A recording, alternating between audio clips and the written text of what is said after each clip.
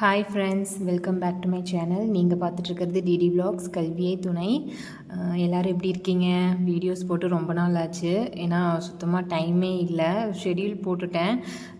But மார்னிங்கெல்லாம் இப்போல்லாம் GS தான் படிக்க ஸ்டார்ட் பண்ணியிருக்கேன். தமிழ் அவ்வளோக்கா கான்சன்ட்ரேட் பண்ணுறதில்ல. ஏன்னா உங்களுக்கே தெரியும், ஹவுஸ் ஒய்ஃப்லாம் நம்ம கான்சன்ட்ரேட் பண்ணுறது மார்னிங் மட்டும்தான் கொஞ்சம் ஃப்ரீயாக படிக்க முடியும். அதுக்கப்புறம் பையன் இருக்கனால நம்ம கொஞ்சம் படிக்கிற டைமே கொஞ்சம் கம்மி தான். தமிழ் அவனை வச்சுட்டு அப்படி இப்படி கொஞ்சம் வீடியோஸ் பார்க்குறது அப்படி இப்படி தான் போய்கிட்டு இருக்கு. ஸோ இருந்தாலும் உங்கள்கிட்ட ஷேர் பண்ணிடலாம். வீடியோஸ்லாம் போட்டு ரொம்ப நாள் ஆச்சு. பார்த்தீங்கன்னா உங்களுக்கு கொஞ்சம் மோட்டிவேட்டடாக இருக்கும். நான் என்ன படிக்கிறேன் அப்படிங்கிற மாதிரி இதை வச்சு, நான் படிக்கிறேன் அப்படிங்கிறத வச்சு கூட நீங்களாம் படிக்கலாம் அப்படிங்கிறதுக்காக மட்டும்தான் சரி வீடியோ போட்டிருக்கேன். இப்போ பார்த்தீங்கன்னா 21 டேஸ் சேலஞ்ச் போய்கிட்டு இருந்தது இல்லைங்களா? 21 டேஸ் சேலஞ்ச் நான் வீடியோஸ் தான் போடுறதில்ல. பட் நான் படிக்கிறது கன்டினியூ பண்ணிட்டு தான் இருக்கேன். உங்களுக்கு காட்டுறேன். பார்த்தீங்கன்னா நான் 17th அதாவது ஒரு 3-4 டேஸ் கேப் ஆகிடுச்சு இல்லைங்களா? நம்ம சிலபஸ் மாறினதுனால. அதுக்கப்புறம் 17லேருந்து ஸ்டார்ட் பண்ணி முடிஞ்ச அளவுக்கு அப்படியே கம்ப்ளீட் பண்ணிட்டு தான் இருக்கேன். மார்னிங் பார்த்தீங்கன்னா வீடியோ கிளாஸ் தான். எக்கனாமிக்ஸு, பாலிட்டி அப்படிங்கிறதெல்லாம் வீடியோ கிளாஸ் பார்க்குறது. அப்புறம் மேக்ஸ் எய்ம்டிஎன் சேனல் வீடியோ பார்க்குறது, ப்ரீவியஸ் இயர் கொஷின்ஸ் பார்க்குறது, இப்படி தான் போய்கிட்டு இருக்கு. இன்னும் டீட்டெயிலாக இன்னும் நல்லா படிக்க ஸ்டார்ட் பண்ணலை. ஜஸ்ட்டு ரீடிங் தான். நம்ம சப்ஜெக்ட் என்னென்ன இருக்குது, என்னென்ன டாபிக்ஸ் இருக்குது அப்படிங்கிற video classes first reading, second reading அப்படி தான் போய்கிட்டு இருக்கு. நீங்களாம் எப்படி படிச்சுட்ருக்கீங்க அப்படிங்கிறது கமெண்ட் பண்ணுங்கள். இப்போ வரைக்கும் பார்த்தீங்கன்னா 19th டே வரைக்கும் முடிச்சிருக்கேன் 21 டேஸ் சேலஞ்சில். சரி, உங்ககிட்ட அப்டேட் பண்ணிடலாம். நம்ம வீடியோஸ் தான் போட முடியறதில்ல, உங்ககிட்ட சொல்லிடலாம் அப்படிங்கிறதுக்காக தான் ஒரு வீடியோ போட்டிருக்கேன்.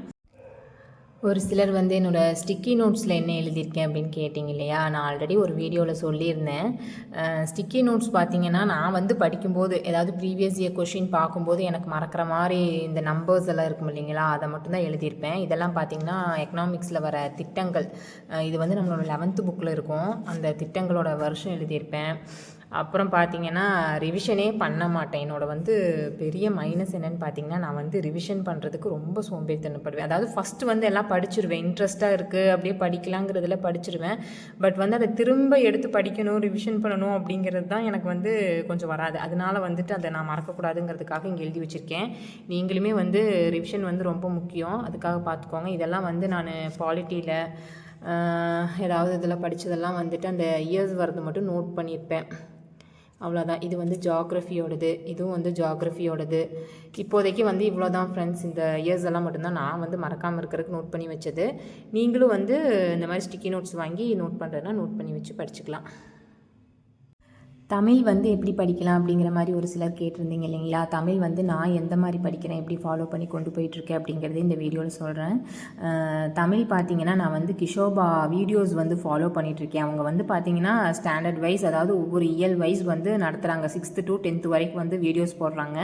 அதுலேயே இந்த சிலபஸ் பேஸ்டாக எப்படி எந்த மாதிரி படிக்கலாம் அப்படிங்கிறது சொல்கிறாங்க. அதாவது பேசிக்காக இப்போ தான் படிக்க ஸ்டார்ட் பண்ணுறீங்கன்னா கண்டிப்பாக அந்த வீடியோ உங்களுக்கு யூஸ்ஃபுல்லாக தான் இருக்கும். பாருங்கள். ஆல்ரெடி நம்ம படிச்சிருக்கோம், 6thலேருந்து 10th வரைக்கும் படிச்சிருக்கோம் அப்படின்னா நமக்கு ஒரு ரிவிஷன் மாதிரி இருக்கும். ஸோ அதனால் அந்த வீடியோ பார்த்துக்கலாம். நான் அந்த மாதிரி பார்த்துட்ருக்கேன்.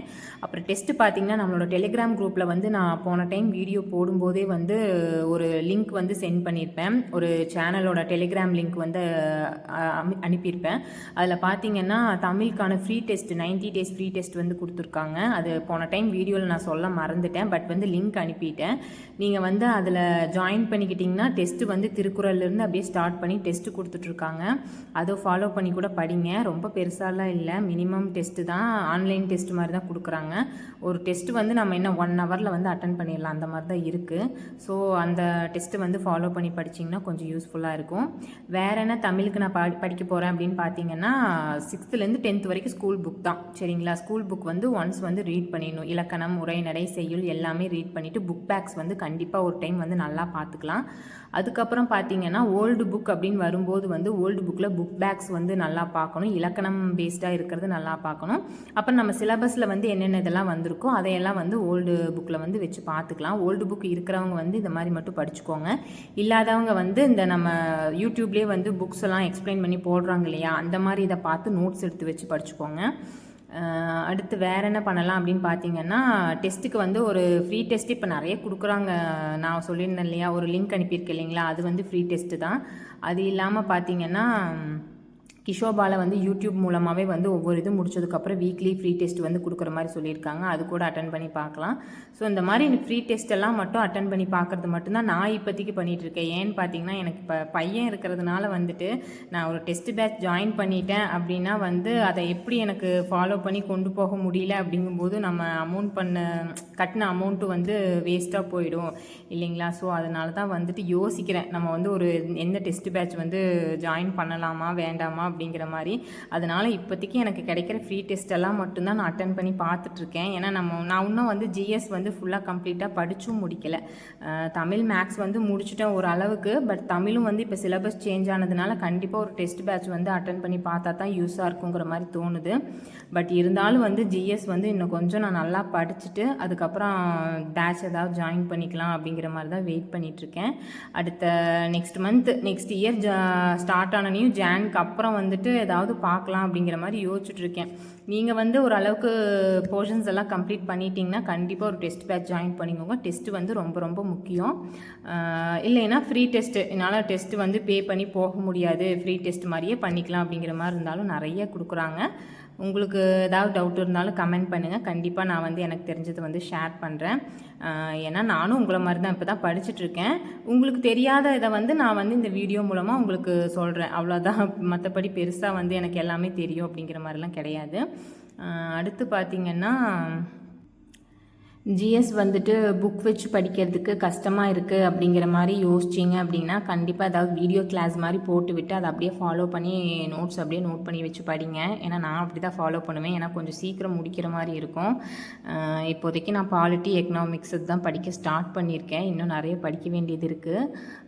தமிழ் பொறுத்த வரைக்கும் இவ்வளோ தான். தமிழ் நான் இது மட்டும்தான் ஃபாலோ பண்ணிகிட்ருக்கேன். அதாவது கிஷோபாவோட அந்த ஸ்டாண்டர்டு வீடியோஸ் வந்து ஃபாலோ பண்ணிவிட்டு அப்படியே வந்துட்டு இந்த டெஸ்ட்டுக்கு கொடுக்குறாங்க இல்லைங்களா, அந்த ஃப்ரீ டெஸ்ட்டு வந்து அட்டன் பண்ணி பார்த்துட்டு அப்படியே படிச்சுட்ருக்கேன். வேறு ஒன்றும் இல்லை. ப்ரீவியஸ் இயர் கொஷின்ஸ் வேணால் அப்பப்போ டைம் இருந்தால் பார்ப்பேன், அவ்வளோதான். ஒரு நாளில் வந்து என்னால் இவ்வளோ தான் பண்ண முடியுது.